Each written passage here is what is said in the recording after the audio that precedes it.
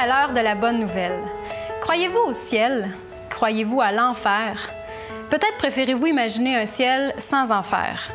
Chacun a sa propre idée quant à l'existence ou non d'un paradis et d'un enfer. Mais si le ciel existe, comment fait-on pour y aller? De faire le mieux qu'on peut avec la vie.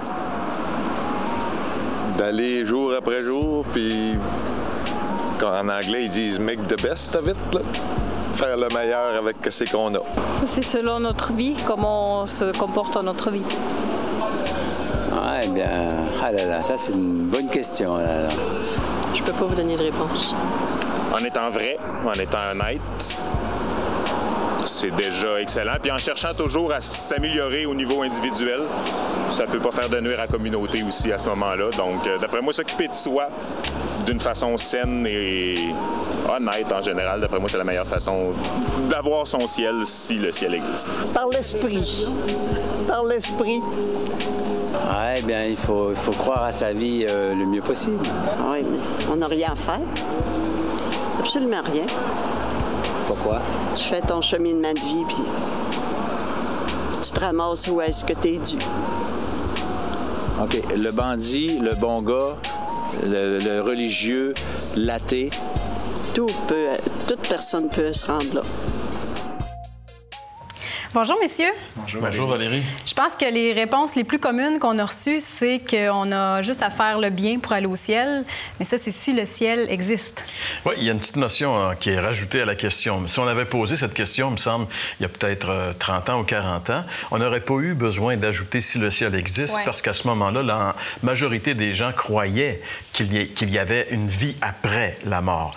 Aujourd'hui, selon les statistiques, selon les sondages qui sont effectués, il y a au moins minimum un Québécois sur deux qui ne croit pas à l'existence d'une vie après la mort. Donc, on vient d'exclure une grande majorité des gens. C'est la raison pour laquelle, dans la question, c'est si le ciel existe, comme la madame ou des gens dans le Vox Pop l'ont mentionné également.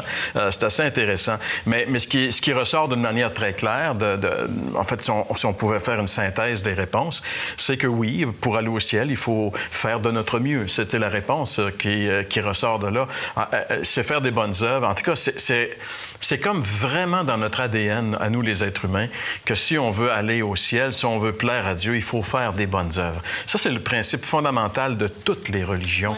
Et qu'on le veuille ou non, c'est dur à décoller. Ça prend vraiment quelque chose, une révélation, je ne sais pas quoi, pour décoller de cette pensée-là. Hein. C'est clair, parce que c'est comme quelqu'un a déjà dit, puis je trouve que c'est tout à fait juste, la religion, c'est toujours... Puis là, je n'ai pas nommé une religion en particulier. Toutes les religions du monde, les philosophies, même la réincarnation est basée sur le même principe. C'est toujours l'effort de l'être humain pour aller jusqu'à Dieu. Tandis que l'Évangile qu'on trouve dans la Bible, dans le Nouveau Testament, ça, c'est l'effort que Dieu a fait en envoyant son Fils pour venir jusqu'à nous et effectivement accomplir ce qu'il devait faire pour que nous puissions nous aller avec lui pour l'éternité, malgré le fait que Dieu est un Dieu juste, un Dieu saint. Mais par amour, il l'a fait pour nous. Et c'est simplement ça qu'il faut recevoir. Comme si on n'avait rien à faire, finalement. On n'a rien à faire, sinon saisir le cadeau que Dieu nous offre. Merci beaucoup, messieurs. J'espère que cette discussion fait un petit bout de chemin dans vos cœurs à la maison. Et si vous avez des questions ou si vous voulez simplement réagir à ce qu'on vient de discuter, n'hésitez pas à le faire. Allez sur nos réseaux sociaux, Facebook, sur Twitter.